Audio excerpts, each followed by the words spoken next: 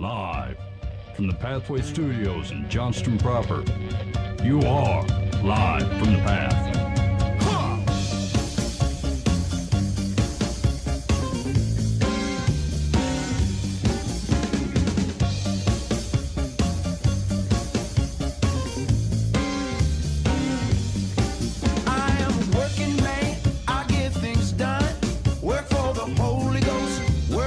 And you're listening to Live from the Path. We're coming to you from the Pathway Studios here in Johnston proper.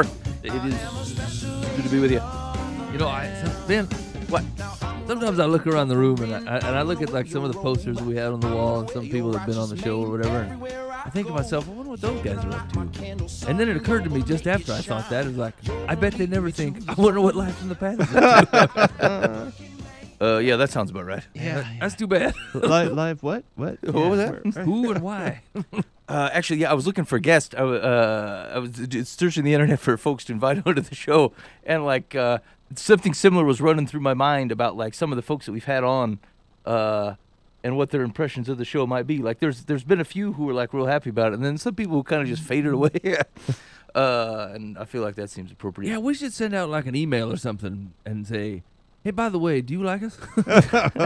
We're a big deal. Do you want to be our friend? All right, here we go. Here's what we got on the show tonight. So, hey, man, Benny Hinn says, Benny Hinn, Mike, you know what I'm talking about? Want to say Benny Hinn? Yeah, I do. Okay, so Prosperity Man, the guy with the white coat, you know, knocks people out and he heals them. He does the wazow. Yeah, I feel so underdressed. that's right. So he says that he may have gone too far with the prosperity gospel stuff. Whoa. Like someone was interviewing him after the death of Billy Graham, and he says he might have gone too far. I mean, because of Billy Graham's legacy or whatever, or was there something that triggered that? No, I don't know. It was just an interview. So we'll talk about it because I read a little bit of the interview and I thought, well, you know, I mean, it seems spoken right. Yeah. So anyway, I tell you what, that Billy Graham passing away, it brought up some decent conversations, you know, at the old workplace or whatever. It was kind of nice. I think some people miss the reason why Billy Graham was a good dude. You know what I'm saying? Like, Yeah. and what made him who he was. They're like, oh, he was just a solid guy. I'm like, you know, he followed Jesus his whole life. Yes, he was very, very solid. But I had some good conversations about it. But I was actually kind of a little bit disappointed. You know, they actually just thought he was a good dude on his own steam. You know, and Billy Graham never said anything like that. He never said, I'm a good dude on my own steam. You know, and so I don't know, that it kind of got missed a little bit, but yeah, it was a good talking point at the least. So yeah, well, I'm gonna read you that Benny Hinn article. Also, so we were talking a little bit before the show about spiritual disciplines, and like I'm kind of interested in a couple things. Like I'd like to hear from you in what it and not just us, but like if you're listening to the show and you've got some feedback for us, I'd be interested in kind of your interaction with the spiritual disciplines, like how you think about them, what practices you have in place. And it'll make more sense as we talk through it. But I think one of the big questions is a lot of times we say, hey, look, we want to live like Jesus lived, and generally we look at that as it's an outward thing, right? Like I want to love my enemies, I want to be faithful to what God calls me to.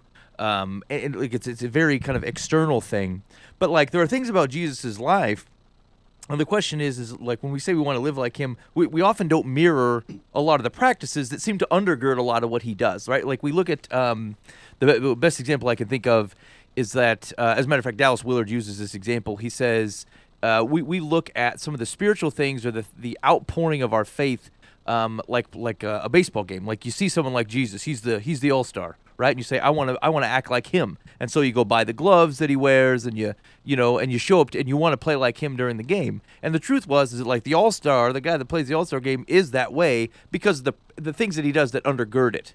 Right, the performance or the game itself is just kind of an outflowing of everything else that he practices, or the kind of the underlying things that allow them to act that way. And I feel like it's a pretty universal thing. Where there are Christians who are like, I mean, they feel like they're trying hard. They're putting a lot of effort into. They want to be faithful, and they feel like they're just not, like things just aren't clicking as they expect, and I don't think they have unreasonable expectations. They have biblical expectations of like what should be going on around them, and I think there's a disconnect, or excuse me, let me say it the opposite way. I think there's a connection to our attempt to go ahead and just play the All-Star game all the time, without actually kind of doing the underlying things that allow us to meet the event when it shows up.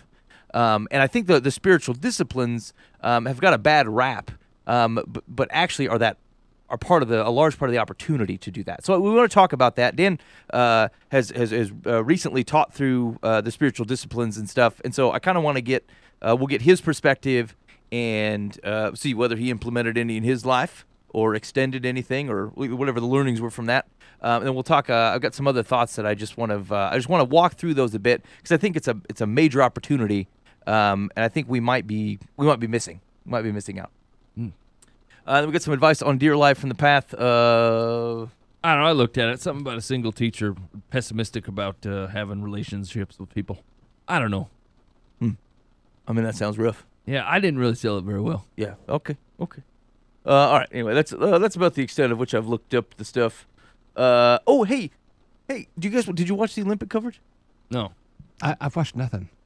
You don't turn it on TV, Dan? I mean, I'll see it and go, curling, and then I move on. Yeah, I got to be honest with you. The Winter Olympics are terrible. I just don't care. I did watch the downhill half pipe or whatever. Now that could be entertaining. Yeah, I think I was happened to be out of town for work and I caught the downhill ladies. Like the snowboarding? Yeah, the snowboarding. Okay. I watched like I don't know what they call it, 5 minutes of one that's like skiing downhill that's like really bumpy. And the whole time I'm thinking, man. Hey, that looks the moguls. Yeah. It's called the moguls, and that looks like a knee destroying exactly. operation. That's what I was gonna say. If I was a knee surgeon, I'd be at the bottom of the hill giving out cards. That's right. I'll see you in 5 years. Sheesh. How can that be worth it? Maybe sooner. I know. It can't. How do you do that? Do you you're really bad at the other skiing and they say we'll put you on these? Yeah. I mean, it's too obvious you don't know what you're doing on the smooth hill. Yeah. Why don't you go on that bumpy one where it looks like everybody about to topple? that's how I threw the discus. I was in track and I was like, the hurdles aren't working for you. And running in general isn't. Pick discus. up that big plate. Give that a chuck. Throw that. Okay.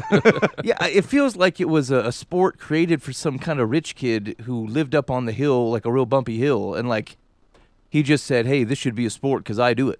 You know, I maybe I'm a bit of a purist, I guess, but I feel like some of these events where you could only be good at them if the event was it was catered to the creation, right? Where you see guys doing archery and stuff, I'm like, archery always existed. You're just awesome at it. Yeah. You know, but people that run the half pipe on the snowboard, I'm like, it's not like there's naturally occurring half pipes. You had to work and practice at a man-made half pipe. It's just like with the rings on the gymnastics and the horse. You know, is there a log back at your place when you were 7 that you were jumping over and doing sweet moves on? Uh-huh. It's like the tumbling, I get. I mean, you can do that in a regular grassy field. But some of these events were if the apparatus was not specifically built for you, this event would not exist at all. Yeah. I feel like that's wrong, I guess what I'm saying. So, did they have the Winter Olympics back in the old Greece? I mean, they used to do these in the nude. Yeah. So I'm thinking, no? No, yeah, I'd imagine not. That'd be kind of cold. Yeah, so it's a commercialized deal. NBC built it in 1975. We could make cash. Let's go winter. Yeah. Well, there's a couple other seasons open. Fellas, you want to fire up the Fall Olympics? Hey, man, I bet we could get better viewership on the Fall Olympics than the what Winter would we Olympics do? get.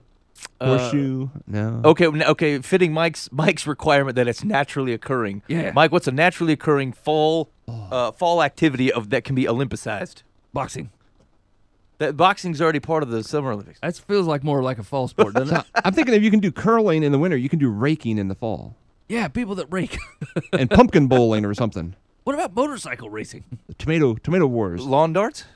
Maybe lawn darts. Hey, is bocce ball an Olympic sport? It should be. Is badminton an Olympic sport? No. Can you be? Is tennis? Yeah, I think you can win the gold in tennis, can't you? I don't know. I don't know if tennis. I feel like the Williamses did it. Okay. So hold on. We're in with bocce ball, badminton, lawn darts, pumpkin pie launches. Hey, is bowling an Olympic sport? I don't think so. Yeah, I mean that's a shimmy. I mean hold on. That requires that's unnaturally standing pylon somewhere. No, people could set up things and knock them down. That's regular. That's true. That's as old as time. Yeah, that's as old as time. Even there. Socrates was doing that. They got pictures of him. Yeah. Okay. Okay. Hey, this is a good idea. We haven't done a major event for a while. Let's put together some Fall Olympics. Live from the Path Fall Olympics. Yeah. Yeah. I'll ask these people on the wall if they want to come out. What would it take? We got to have people from every country. So there was an article about guys, and I hadn't even thought of this, about people doing missionary work at the Olympics. Huh. And so I thought, hey, well, that's pretty cool.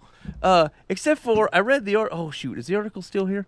It seemed okay, but then like they said something shifty, and then I got irritated by the article. So the name of the article on the Christian Post was "You didn't see the most important teams in the Olympics," and so what the Olympic missionaries accomplished will bear fruit forever, and so. The athletes we watched on television were not the only teams that went to the games. Baptists, Presbyterians, and Methodists sent missionary teams to Pyeongchang as well. 26 local congregations also staged outreach ministries. I dig that. I like Yeah. them local fellas out there. Yeah, I don't know why the Lutherans aren't participating. What's their deal? Yeah, isn't it kind of weird that they named the denomination? Yeah, it Like, is. Can't we just say the people of Jesus went over there? So my daughters told me somebody there, they give out like 100 and some condoms per day to the athletes. Yeah, oh yeah. I'm like, I realize they're world-class athletes, but I'm trying to imagine over 100 per day. I mean, that's certainly optimistic. I mean, yeah. don't they got to compete once in a while too? I mean, isn't it? I mean, we're in competition to physical prowess. I mean, isn't it frowned on to be using all your energy for other stuff? I don't know, but I'm glad we have missionaries now. I think that's what I'm saying. Of course, This seems actually, completely good idea. To be honest, I mean, it is a hill. You're falling down a hill on skis. yeah, I mean, granted, it takes some physical effort, I'm guessing, but gravity's doing a lot of the work here. On the bobsled, don't you just kind of jump in? Yeah, it's a Oh, tube man. on ice. Hey, I swear. I mean, those guys did not have. Those guys had a 12-pack of Bud Heavy, not a 6-pack. Those bobsledders, or the guys on the luge. Yeah. The rear end, the butt man. Oh, yeah, yeah. I mean, those are big fellas. I mean, their job is to push the thing super fast and then jump in and then put the weight in there so that it moves fast. And yeah, I mean, these guys aren't the epitome of. You know, I guess I never quite understood, like the people crashing on the bobsled. I mean, it's a half of a pipe, and you're in a tube on the ice. I mean, don't you have to be asking to get it out of there? It's like going down a slide at the playground. You know what I'm saying? Like, you don't fall off that slide unless you want to. Well, no, if you're going so fast and you don't take the turn right, you flip over. I saw the Germans do it. Well, that's an engineering problem, isn't it? No, it's a driver problem. He tries to, so they try to bank it in such a way that they keep a rocking. And if you take too much of the advantage, you flip over and you ride the rest on your head. They get going pretty fast too, Yeah, don't they? like 90 miles an hour. That's what I was This wondering. is That'd the be thing that I'm talking about, right? That's not natural, though. To That's Mike's what point, I'm saying. I mean, if you have to, I mean, I understand archery right? as being a thing that you can practice and you have to get better at over time. But like, if you have to explain to me the finer points of getting a tube banked right on a non-natural course, it was built for the tube to be in it. Why didn't they just build it so you can't fall out? Well, I think that takes some of the excitement out of the sport. So it's completely phony. Although, I mean, here's the thing, though. Like, think of how much time you have to put into something like this. And, like, I mean, I have a hard time getting my wife to buy into, I don't know, the radio show, for example. And so, but, like, hey, I'm going to dedicate my time and be the butt man on a bobsled. Yeah. That's an understanding woman. Yeah, really. True. Oh, and you pretty much got to pay for everything. Yeah, right. Like, no, I mean... Yeah, I mean, they're paying for flights over, their own travel and all that stuff. Yeah. You know, the most of the Olympians that travel, that do the downhill ski jump or whatever, train in Illinois. Really? Wow. At a ski jump they bought from the state of Minnesota, who decided they didn't need it anymore. And I thought, you know what? We should be pumping out more people out of Minnesota. Illinois is not a wintertime downhill skiing state. It just doesn't seem that way to me, you know? This is what I'm saying. We're a bunch of phonies. You know who should be awesome at this? Eskimos. People from Alaska. Where there's snow all the time, and naturally there's probably some kind of half-inch, hill in Alaska you could use for this. But if you find a guy out of Texas that rocks at this, he's lived a privileged life. You've been flying him to a half pipe his whole life. Yeah, what was that African crew that did a bobsled several years ago? They made a Jamaican. movie out of it. Jamaican bobsled. Yeah. Yeah, the Cool Runnings. Like they didn't have a, Yeah, see, they ran it on the dirt like real men. Because they didn't have a bobsled track, because they live in Jamaica. I'm going sledding, babe. You're what? Hold the fort.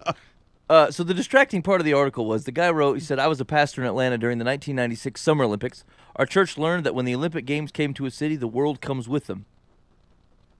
How did your church learn such a thing? Our members Genius. So this was the part that threw me off. Our members were able to share Christ with more than 20,000 people through water stations, clown attractions, and literature distribution. And then I thought, like, I just got distracted on the scripture because I thought, like, what are you counting as we shared Christ? Like you passed some water. You gave a guy a loves you. water bottle. Yeah.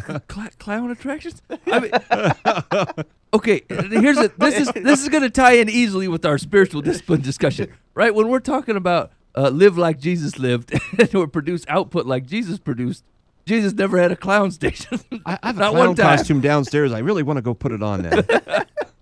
I mean, like, there's a context to serving your community in interesting ways. I dig on it, right? I understand. I just like it's like those things when remember we talked about every time Denzel Washington says something, like every Christian newspaper picks it up and says Christian Denzel says the following, and like if you handed out 20,000 bottles of water in service to people, that's great. But like if you're counting, we were able to share Christ with 20,000 people because you handed out a bunch of water and met him with a clown. I mean, I feel like we're not talking about things honestly. Well, here's the thing: is you don't want to say it as harshly as it probably needs to be said because the majority of people will produce output like this, right? But the truth of the matter is like you're like, hey, we're loving on people. They don't got water anyway. They're handing out free condoms. I think someone's going to give out a bottle of water. That's right. People are being generous with condoms. I mean, it's not the same. We like to compare it to like the plague. When other people leave, the Christians go in. Except for water is readily available at the Olympics for free for everybody. Here, grab some of the snow. It'll melt. Yeah. You can drink it. And if everyone else is giving out water, check out this clown. Right, that's the thing. We're not. What we call planting seeds is planting balloons. Yes. And balloons don't grow.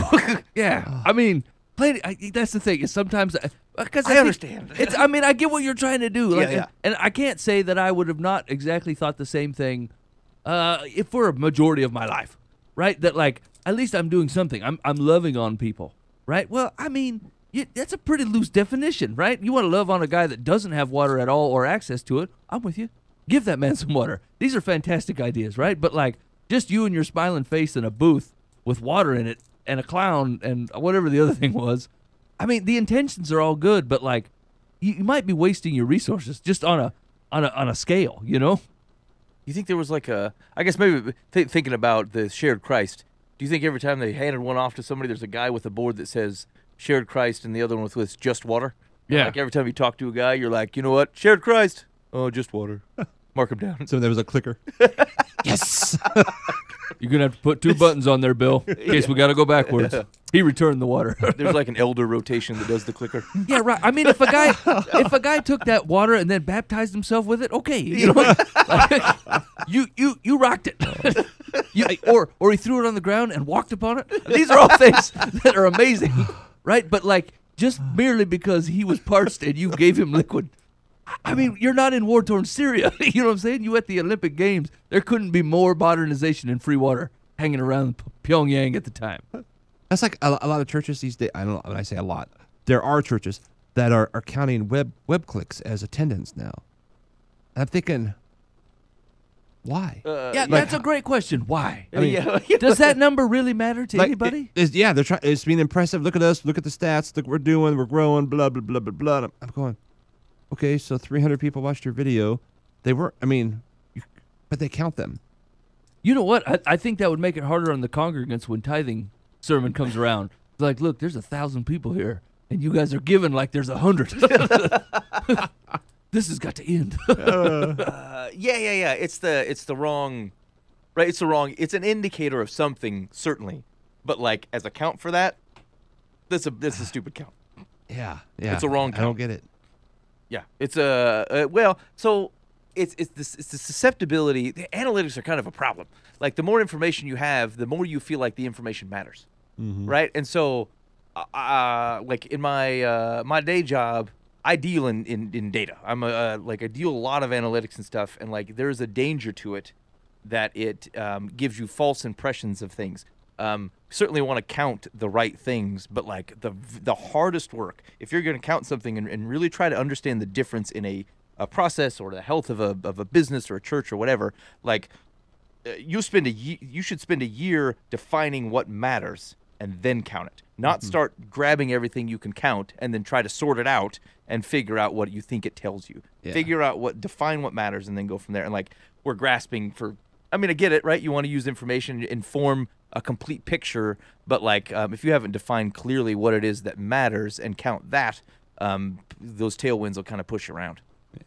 Yeah. So anyway, I just thought it was weird. The article as a whole, I hadn't even thought of missionary work during Olympics. I think it's great. That is a great idea. It sounds like we're dogging on the fellas, and they did more than I did, and I think their heart was obviously in the right place. It's just funny, haha, when you bring a clown in water. That's all. I mean, I suppose it's the number, right? Like it was the 20,000 that threw me off, because then I thought like that's way too it's too round a number, so you weren't really counting, and then two. Hey man, spiritual discipline style. I mean, if 20,000 people stood up, overnight and prayed like for 12 hours before the Olympics fired up, I'm kind of blown away by that. Yeah, I feel like that would be amazingly awesome. Okay, combo thought here. What if our fall Olympics are spiritual disciplines? Yeah, we're gonna have people praying it out. Right. How do we judge whether someone's sleeping or not? Right. Are you? Yeah.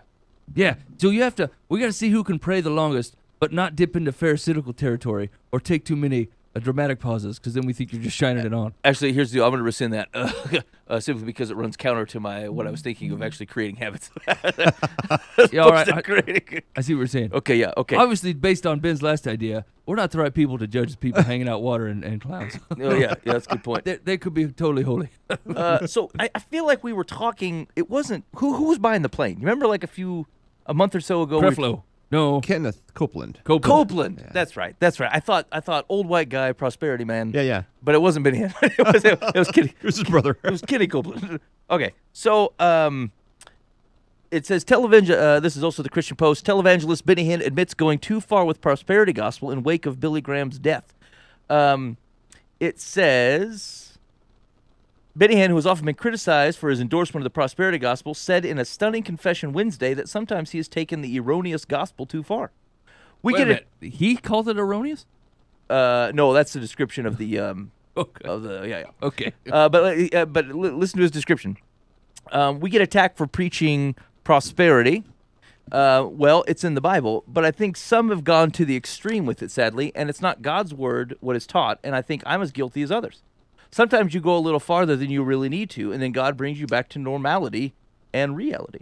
He admitted that he has grown older and come to understand the Bible more. He now realizes that some of the things he learned from preachers when he was growing up aren't biblical, and the popular interpretation of the prosperity gospel, the teaching that believers have a right to the blessings of health and wealth, and that they can obtain these blessings through positive confessions of faith and the sowing of seeds, through the faithful payment of tithes and offerings, is one of those things. Now he could have saved himself a few decades if he had just picked up the book and read it. Yeah, I know, right?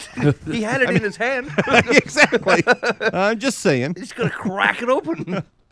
It says, the more you know the Bible, the more you become biblically based and more balanced in your opinions and your thoughts because we are influenced.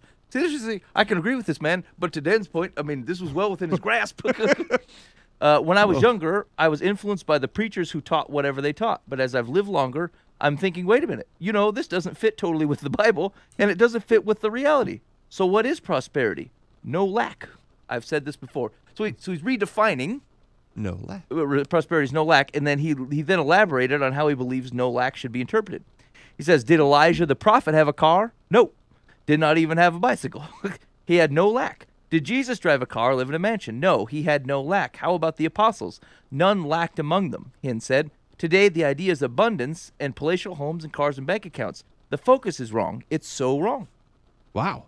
I know. Okay. Apocalypse. Good for That's you. a different game. Benny Hinn? He said even though he's been accused of living lavishly and flying private jets in the past, that is not how he currently lives. I mean, forgive me. This is his quote. People have accused me of things that aren't even real. One guy wrote a comment, oh, he's worth $40 million. Oh, how I wish. I would give it all to the kingdom before God Almighty, he said. Well, he flies private jets, he continued, mimicking criticism. No, I don't. I have not flown private in dear God years. I have no idea what that means. I fly commercial just like anyone else. He says, we all sadly made the mistake of thinking that this is what God wants, and God says, no, that's not what I want. It's time to live biblically. You know, it all comes down to one thing. Do we love Jesus, yes or no? If we love Jesus, then it's all about Jesus. If we don't love Jesus, then it's about other things, he said. I mean, you could put it on a stamp, and I'd be like, okay. Wow. Huh. You know what? That probably took a lot of stones for him to admit all that stuff. He made his entire career off it. Yeah. Yeah, Good I would for agree. you. Yeah, he rounds it out. Says we all want to finish right. He said of the pastors. I think this was the group of guys that were under investigation. For I think was it Grassley that was kind of the head of that. Somebody was He like was looking involved into him. somewhere. Yeah, Senator yeah. Grassley? Yeah. Oh. He says we all start right. Sometimes we, stumble here and stumble there, but when you come right down to it, we all want to finish right. I'm 65 years old. I surely don't want to blow it at this point in my life, and I thank you for praying for me. I really mean that. So, I don't know. I thought that was super interesting, not just because it was kind of a leaked, gossipy thing about Benny Hinn, but his descriptions were, I mean, they sound good. Solid. Yeah. So I hope that's a reality for him, and I hope it persists in his ministry, and I hope that is there's something very powerful for a man doing that at I would agree at risk to himself, and frankly even trying to wade through the reaction of people who bought into that junk for years. Yeah. But that is an opportunity for them as well. To hopefully the influence he has will be used for positive if this persists in his preaching. I hope it does. Man, if he would have just been like, and by the way, don't take clowns places. You guys gotta bring that back. You can't. Not even like the youth minister dressed in clown. That's too much. At least you could hire a legit clown. Okay, so let's spiritual disciplines.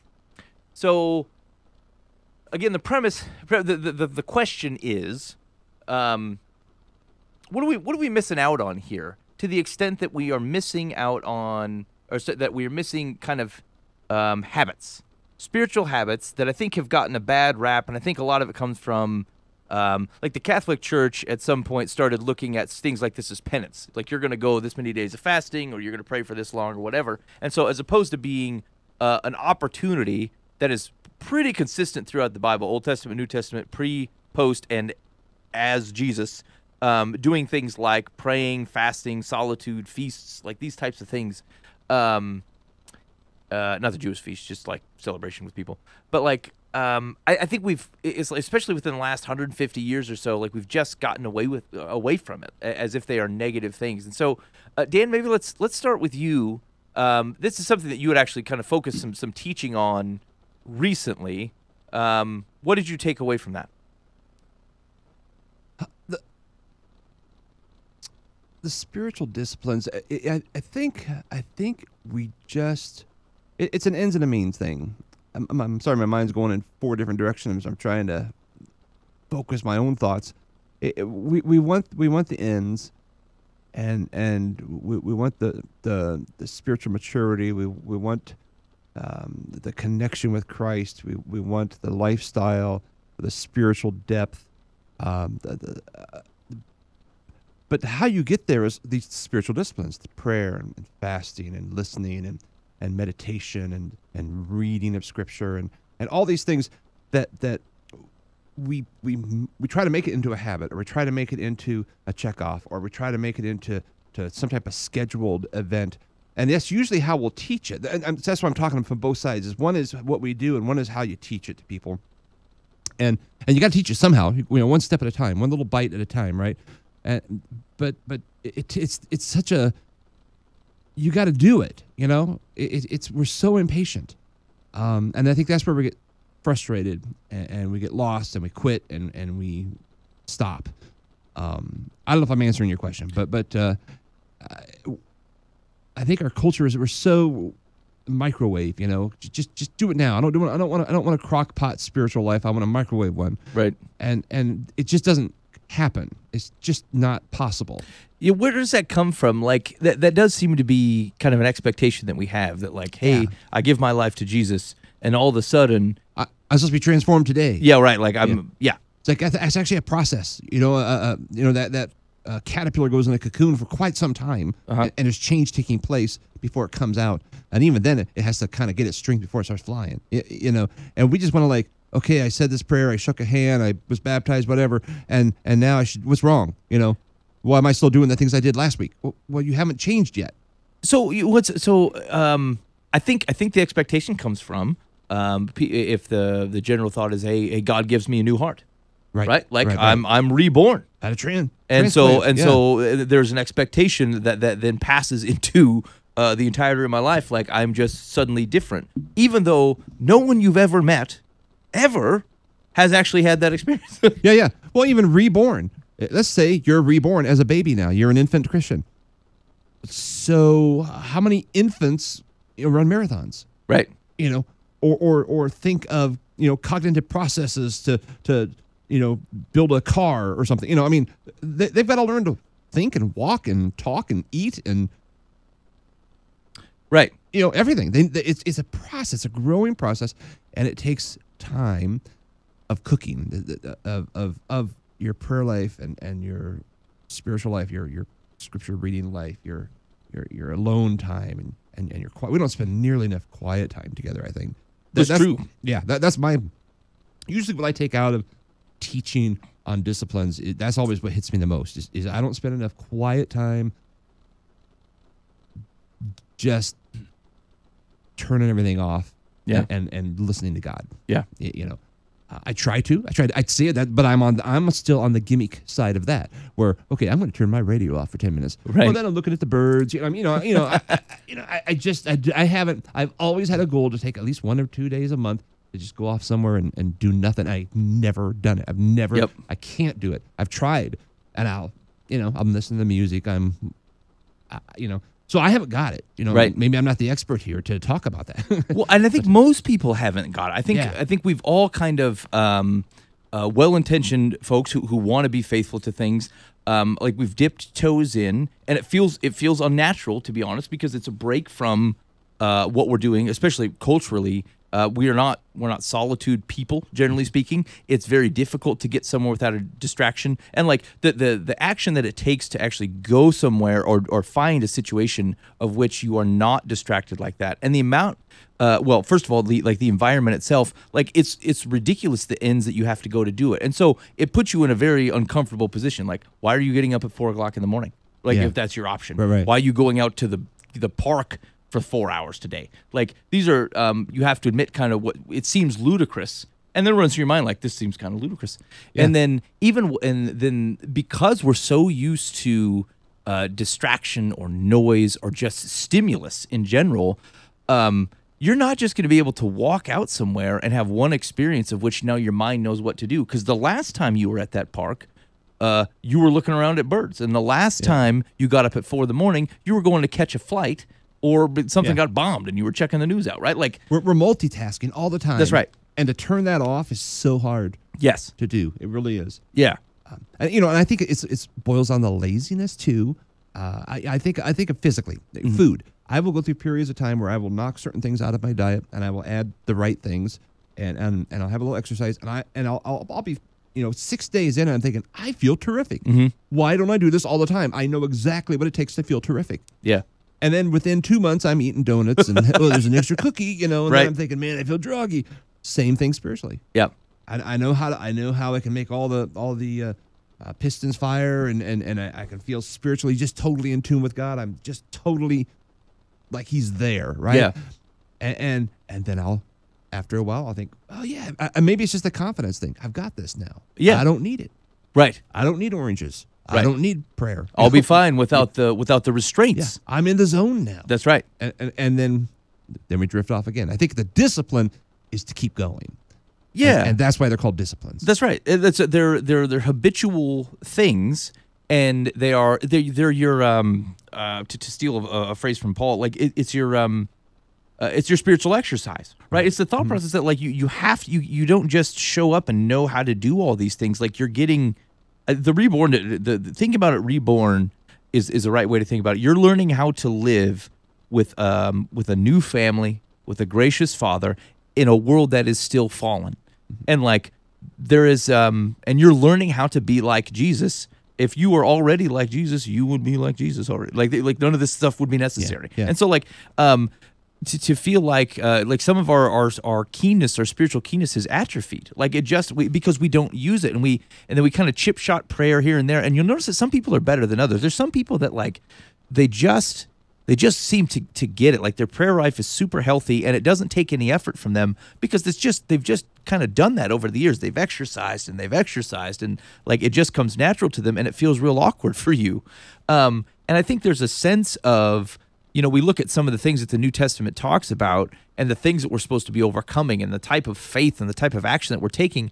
And like we've had to diminish them to be kind of idealized versions of things and not real things because we're normalizing it for our environment where we actually don't exercise at all spiritually, or when we try, just like if you were to try to run a marathon, if you just started out running one today, you would get winded, you would feel awkward. It would feel unnormal. Yeah, that's right. And you would get tired of it. And it doesn't mean that you didn't want to exercise. It doesn't mean that you don't know it's not that it's beneficial. Just like from a spiritual perspective, like we're running ourselves ragged here. With the expectation that you're just going to show up and run a marathon without putting in the basic kind of habit building, spiritual discipline type of work of spending time with Jesus, spending time studying Scripture, and to know the heart of the Father, spending time in solitude so that you are not drowned out by the world that you've come to help be part of sharing good news in, and like you don't ever spend time in the not that world. And so like it's one of those things where you can call it something else. I kind of like rhythms. Like it makes me feel like if I think of not disciplines, although that's generally the right characterization of what has to be done for me to do them, but like a normal rhythm of life that says, like Jesus, you take time to get away. Like Jesus, you know your Scripture. Like Jesus, you pray, and I think the indication is that Jesus prayed pretty consistently. Like there's not really an inclination that he stopped praying 3 times a day. As a matter of fact, in Acts, I just read Acts 10, the reason Peter's up on a roof where he has the vision of the meat on a sheet is he's up there to pray in the middle of the day. Right. And so like we got away from a lot of that stuff because we're like, this isn't works-based righteousness. I don't have to do these things for Jesus to say that I'm cool. And I agree, but you're missing out on those things, these relationship aspects of things. I think there's something very powerful about praying intentionally 3 times a day. Not long lambasting prayers. That's why we have a Lord's Prayer type of thing. The thing takes 30 seconds. And it's just kind of the thought, though, that like I think these things have gotten a bad rap as if they are handcuffs when they're parachutes. They're hot air balloons. They give you the chance to like actually engage and do the things that we have in expectations from Scripture that we're able to do. And I think the gap then is that we look at we try to do those under our own effort because we've not done any of the underlying spiritual exercise that allows us to boldly witness when the time comes as a natural extension of everything we've been kind of praying about and steeped in and all those things. And I say this as like this is a known gap in my life. Like I similarly, I stink at solitude. I do a lot of Scripture reading for study, but not a lot of Scripture reading for just kind of letting it soak for a while. And some people this makes real uncomfortable because it feels like it's very kind of loosey, vaporish type of behavior, right? Like I meditate for a while, or I read the Scripture and I soak on it. Like some people, like that's a hard concept, but like just think of it as exercise. You're going through the motions so that when the time comes, you have rightly prepared yourself to be able to react to situations and react to people and have actual peace and joy and the things that we would expect because we're engaging in the provision of those things often and habitually, and we're not throwing Hail Marys all the time. Lord, gird me with the Spirit. I plan to witness today. Right? We are constantly that is just an outflow of what we're doing, and I think the spiritual disciplines are kind of that connection piece. They're not magic, but they are the connection piece, and that's why the church has always done them. Well, I think I put that out a little bit this week. When I was listening to some guy talk, and he said, of all the things that, like, if you look throughout the history of the way that God interacts with people, he doesn't put a whole lot of weight on efficiency, right? And so we struggle with this, especially in our society, right? Like when someone says, hey, I'm going to go for a run, and compare it to, say, someone having a prayer, we're like, are you going to run to the store and get something? No, I'm just going out to have a run. Well, why would you do that? You could just as easily take a car to the store and get the thing. And, like, it doesn't make any sense that you just go out and run for no reason, right? And so, like, when you're talking about doing something like in preparation so that it becomes ingrained and you build up fortitude for a very long time, like, man, we just have a real hard time with a lot of that. You know, and even the way that like, even the output of the way that Jesus deals with most people, like even walking through Samaria, even the fact that he ran into the Samaritan woman, right? That was the most inefficient route to get there, right? Like that's just not the way that they should have gone. Well, actually, the opposite is the inefficient route. Oh no, I'm sorry. That is the most efficient route to get there. It's fastest to go through Samaria. That's right. But everyone else went around That's because correct. they didn't want to deal with the Samaritans. Yes. Well, crap. The example's terrible. That's terrible. I mean, but he stopped there, right? Like he's not bustling through. They stopped. They had. Remember, the fellows were out Nah, getting Ben, lunch. there's no salvaging it. It was just wrong. Just wrong. Yep. So Okay. I've been on Ragbray, the bike ride across the state of Iowa twice. Mm-hmm. They say you should ride 1,000 miles prior to the event, and you'll enjoy it. The first year, I did 1,000 miles prior to the event, had a blast. It was just fun. Really enjoyed it. Yep. The next year, and it was like 5 miles here, 10 miles there. I don't think any ride was more than 50, 60 miles. Getting that 1,000. It was just you do it. Just became part of my lifestyle. Every day I'm gonna ride my bike a little bit. The next year I did it. I was too busy. I don't know. The weather was different. It didn't happen. I got probably half the miles in, and I had to quit early. It was horrible. It was a terrible week, and I came home early. And I think that's the whole thing. That there was the discipline of you can move that over to the spiritual world. The more you do your spiritual disciplines, more and you just pray, Yeah. and just spend some time alone. Just spend some time reading, and you just do it. The hard part is just making that into, and I hate to use the word habit or discipline, whatever, just lifestyle. Yeah. That when you do that, your whole spiritual walk is so much more enjoyable, and there's so much more joy. And the things that bother you when you're not in that zone don't bother you, and people don't irritate you. You love them more than you hate them. I mean, it's just all these things just kind of go away that messes up your life, messes up the joy of your life, and we just. I think it still goes back to we get lazy. We get lazy or overconfident.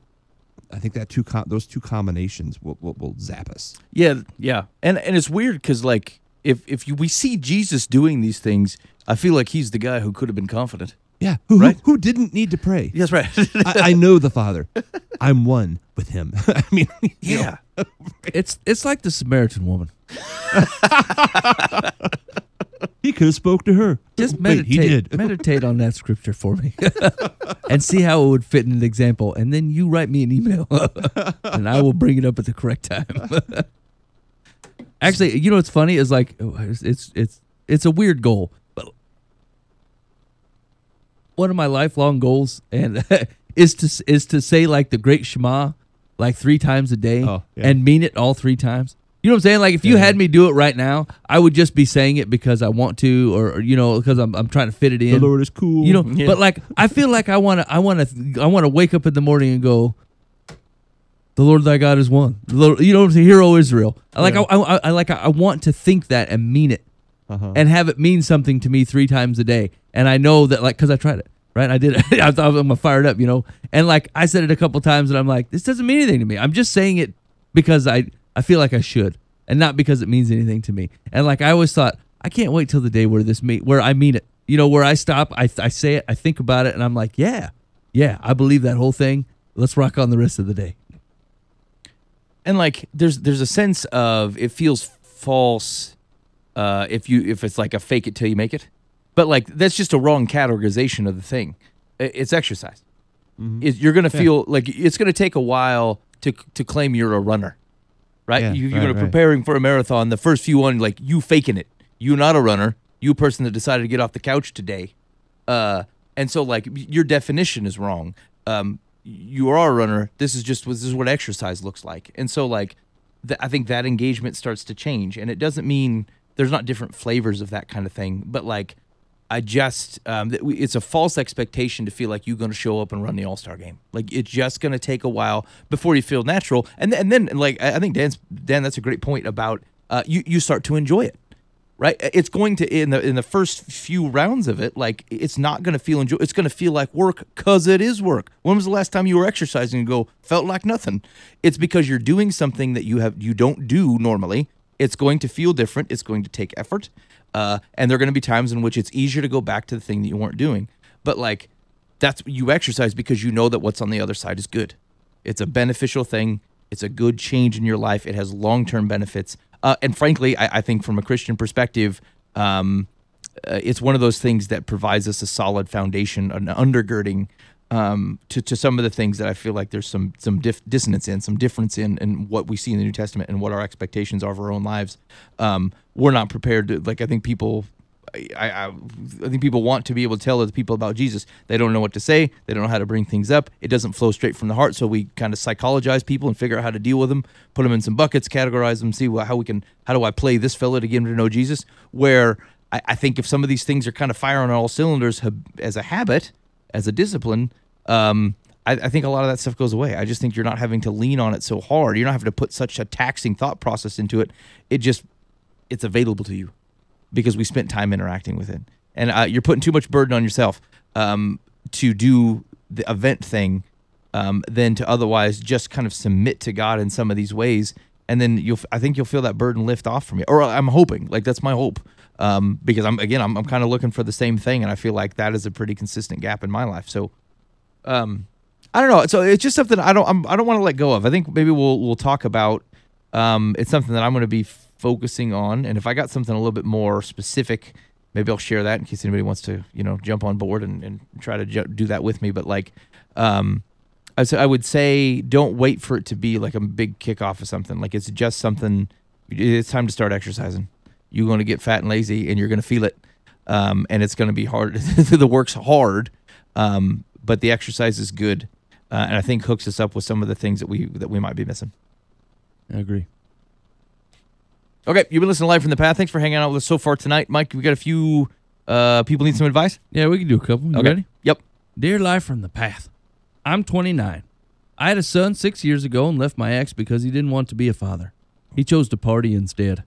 I had to file a name change for my son, and custody was hard to fight for because the father refused to show up. Since then, I've worked 2 and sometimes 3 jobs just to stay ahead. My child hardly sees me. I work so much that my son has stopped calling me mommy and instead calls me by my name. I feel hopeless and that I'm working for nothing. Have I made a mistake working so much? Boy, there's just not enough detail there, I think, to answer that well. I mean, I think generally speaking, you're feeling a real thing. Yeah. I feel like we'd like to shy away from, say, the honor and shame culture, but like there should be a lot more shame on that man. Like we just kind of pass that stuff off and like, yeah, you do what you do, it'll be fine. But like, I mean, in certain cultures, this is extremely shameful. We should reinstitute that. Some public shaming. I mean, sometimes that happens. I wonder if maybe she can think outside the box a little bit and figure out she needs to spend more time with her child. So what does that mean? Go back to her parents' house for a while, or find another single mom that they can share expenses, or do think creatively, because she's right. She is affecting. She's harming the relationship in the effort to save it. Right. And so her heart's right. I think her motivation's right, but she does need to make some type of change. Yeah, I agree. Sometimes it is like we don't treat that relationship as if it is a basic need, like your time, your ability to be around folks. And sometimes, this is where the details kind of matter. Yeah. Right. Like if there's any opportunity to, I would live in a 400 square foot apartment if it would allow you to not work 2 jobs. Mm-hmm. Like you can manage those things, but you can manage those things like together in a close relationship with your son. And like, it really stinks that you're in the situation you are in. But it is a bigger sacrifice, that time, than almost anything that they might be deprived of because of what you're able to provide. And so, yeah, I'm kind of with Dan. I think it's a right thing to react to. And it's going to feel extreme, but I would take extreme measures that you can to get some of that time back. Okay. Secular says, if you're working those long hours in order to pay your bills, you're doing what a parent is supposed to do, providing for your child. Because your ex isn't doing his share, get on the internet and research child support for single mothers. Resources are available to help you. As to your son no longer calling you mommy, I would have to ask where he got the idea he would call you anything else. Have you asked him? Rather than accept it, make clear that he has only one mommy, you are it, and you will not tolerate being called anything else. Yeah, I mean, you might be taking a little bit of a high horse stance here. I mean, the kid didn't just come up with this on his own, right? I think you fellas are right. Like, providing for your kid financially is one aspect of being a parent, and it doesn't carry as much weight as being the parent of your child in almost every other capacity. So, yeah. And it should, and I think the I don't know that I take such a firm hand on like the kid's just trying to express a displeasure, right? Like it is a I mean, I think I would certainly talk to your child, but I think to recognize that like it's just a reflection of the situation, and frankly is what has driven you to consider it, and to think about a change. And to that end, I think it has functioned rightly. Yeah, I mean, if it's just a marked disobedient, like the kid's just trying to get your goat with it, Why don't then you go back to work, Sharon? Yeah, I mean, that's then I different. think you maybe have to deal with that in a little different light than it's slowly slipping away and they just started calling you, Alice. Okay, well, yeah. I mean, obviously you might want to look. I mean, I do that all the time with my kids, right? Like I will make a snap judgment on some kind of disciplinary action, and then like it will just stew on me for a day or two. And like, man, did I make the right decision? I feel like I may have overreacted here. And then I'll show back up and we'll talk back through it, and I'll make an apology if I need to make an apology, and I'll try to change my behavior to match more what I think of a dad who doesn't think like me should have done, And so like the same is true here. It's like where the kid has to be able to display his displeasure somehow. And so, I mean, apart from him spray painting it on the walls, I mean, take it in as a whole thing. Look at your kid as a whole view. And one act doesn't tarnish him enough for you to get on a high horse and say, I will not tolerate you, blah, blah, blah, blah, blah. That might be a bit far. Okay. One more. Ready? One more, yep. Let's see. Dare live from the path. I have been seeing someone for 6 or 7 months, but we have been together for only 3. He's quite the package, except he can't handle confrontation and doesn't communicate well. What? Your definition of package is weird. Wait, so they've been dating for 6 months and now they're like living together for 3? It just says we've been seeing someone for 6 or 7 months, but we have been together for only 3. So maybe they were friends for 4 months and now they're dating for the next 3. It doesn't talk about living situation yet. Okay. His way of handling uncomfortable conversations is to avoid them, while I, on the other hand, tend to be very communicative. Is there a way for both of us to be happy when dealing with difficult conversations? Is there anything I can do to make him more comfortable with them? I should add that he hasn't been in a relationship in forever. I'm happy with him, but communication is important to me. I mean, communication is kind of important to everybody. Yeah. I mean, what do you mean by you're very communicative? I mean, here's the thing. Like, are you having a hard time communicating? You don't like his communication style because it ain't yours, right? Like, is the guy really? He just, he's okay at communication. He just don't talk as much as you, or want to battle things out to the wee hours. That doesn't make him wrong necessarily. Right. It just means you guys don't have the same communication style. And so, yeah, I mean, you're obviously going to have to work past that in some form or the other. Yeah, it's unclear whether she is shaded this conversation. Like, maybe he's an actual terrible communicator. That's not unreasonable. I mean, that's a fairly standard man problem. But like, what was the final question though? Oh, it was 3 or 4. It was, let's see. Is there a way for both of us to be happy when dealing with difficult conversations? Is there anything I can do to make him more comfortable with them? And no, that's it. Is there anything I can do to make him more comfortable with them? I mean, you got to recognize who you're dealing with, right? Like, if your expectation is that you're going to change him so that he acts the way that you act, that's a dumb expectation. Yeah, you'll just shut him down each time. Yeah. I mean, some people got to process things for like a day. Yeah. And like where you think like you yell, you in some kind of deep conversation and they're not saying nothing. You're like, fine, you ain't just going to talk to me. Like they're either wise and know that if they talk right now, it's a poor idea. And they the things that were going to come out of the mouth are not helpful. Mm-hmm. Or they literally take some 24 hours to process it. You know what I'm saying? Like they're like, I have no idea how I feel right now.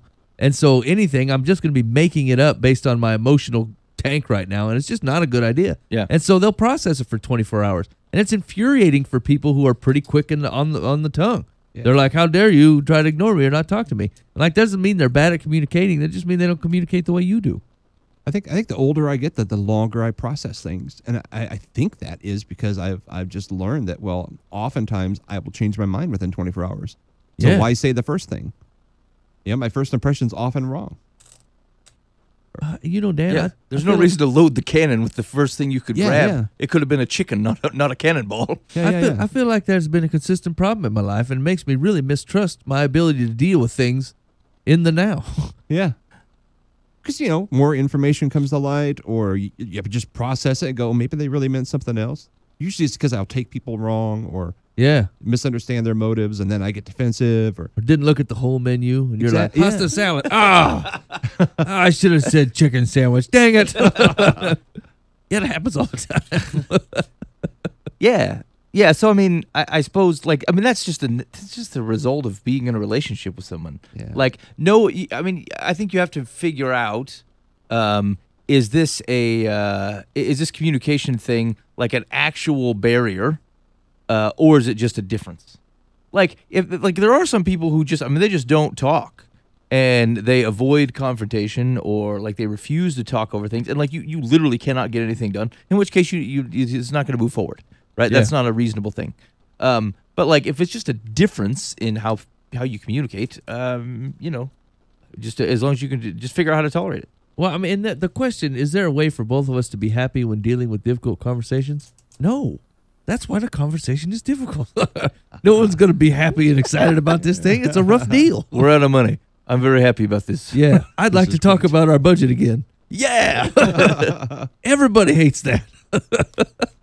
All right. Secular says, has it occurred to you that this man may not have been in a relationship in forever because he can't deal with uncomfortable conversations?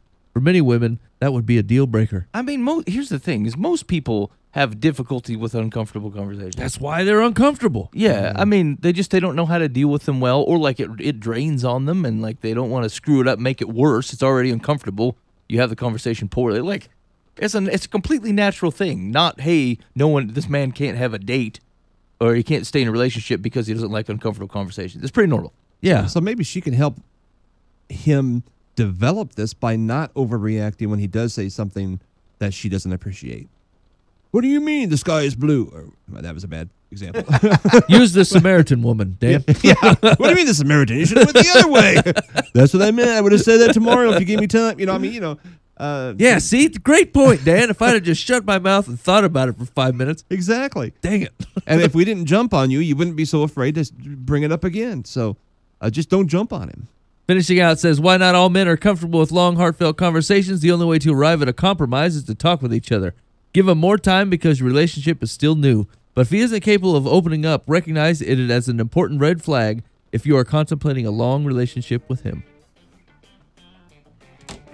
Wait, we agree then? I mean, That's agreed. if you've literally only been dating this man, you've known him for 6 months and you've been dating him for 3. I mean, give him a little chance here. How many heartfelt conversations are you having? People are on their best behavior the first year of dating, and you're already plugging them up on terrible conversations, poor guy. Okay, I agree. Hey, you've been listening to Life in the Bath. Thanks for hanging out with us so much. We do appreciate it. Welcome, hey, Noah from YouTube. Thanks for joining the podcast. We appreciate that.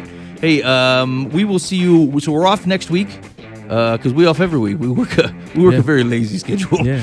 But we will be back on somewhere early March and with some musical guests, and we're going to catch them and see how we're doing on spiritual disciplines. If you got a story or had an interaction of putting this thing into practice, I'd love to hear a story. So shoot us an email, info@lifeinthepath.org, and we will see you in a couple weeks. In the meantime, be faithful means God will handle the ends. You've been listening to Live from the Path.